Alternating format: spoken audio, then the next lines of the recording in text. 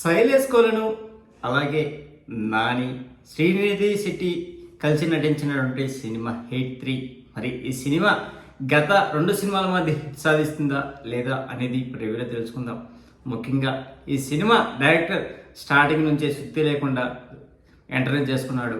మరి ఇక్కడ మన హీరో పోలీస్ ఆఫీసర్ క్యారెక్టర్లో నటించాడు. ఇతను ఎలా ఉందంటే 100 మంది నిర్దోషులు తప్పించుకున్నా పర్లేదు కానీ ఒక్క దోషి మాత్రం తప్పించుకోకూడదు అనే విధంగా ఇతను క్యారెక్టర్ ఉంటుంది. దొరికినోడిని దొరికినట్టు తుడిమేయడము అనే విధంగా ఉంటుంది. అలాంటి టైంలో ఇతనికి ఒక మర్డర్ హిస్టరీ కేసు వస్తుంది.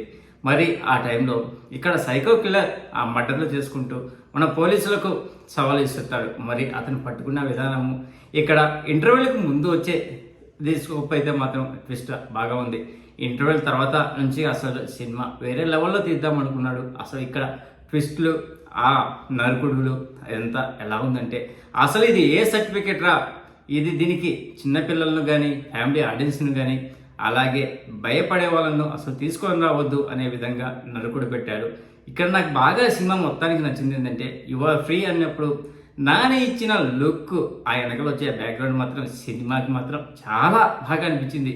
గతంలో మాదిరి నాని ఊహించుకొని వస్తే మాత్రం ఈ సినిమా నాని ఫ్యాన్స్కి అసలు రుచించదు. ఇక్కడ ఓరమాస్ నరుకుడే రక్తపాతమే అనే విధంగా ఉంటుంది.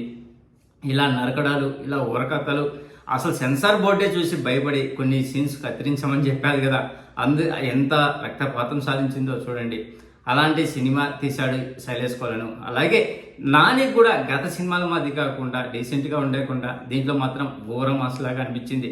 అట్టని ఈ సినిమాకు సాంగ్స్ పెద్ద మైనస్ పాయింట్ అనిపించింది. అసలు సినిమా చూస్తున్నంతసేపు ఈ సాంగ్స్ అవసరమా అనిపించింది.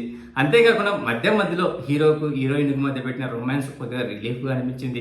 ఓవరాల్గా లాస్ట్ 30 మినిట్స్ అయితే సినిమాను వేరే లెవెల్లో తీసుకువెళ్ళిందంటే అతిశయోక్తి ఏం కాదు. ఆ పీక్ లెవెల్లోకి వెళ్ళింది. క్లైమాక్స్ అయితే సినిమాకు ప్రాణం పోసిందని చెప్పొచ్చు. కాకపోతే ఇక్కడ అనిరుద్ధ్ అందించినటువంటి మ్యూజిక్ పెద్దగా ఆకట్టుకోలేదు. అలాగే మధ్యలో కొన్ని ల్యాక్ సీన్స్ రావడము అదొకటి కొద్దిగా బోరింగ్ అనిపించింది మొదటి హాఫ్లో. నెక్స్ట్ ఏం జరగబోతుంది అనేది మాత్రం ఈజీగా పసిగట్టచ్చు. కాకపోతే ఇలాంటి క్రైమ్ అంటే థ్రిల్లర్ సినిమాలకు మనకు మామూలుగానే అనిపిస్తుంది.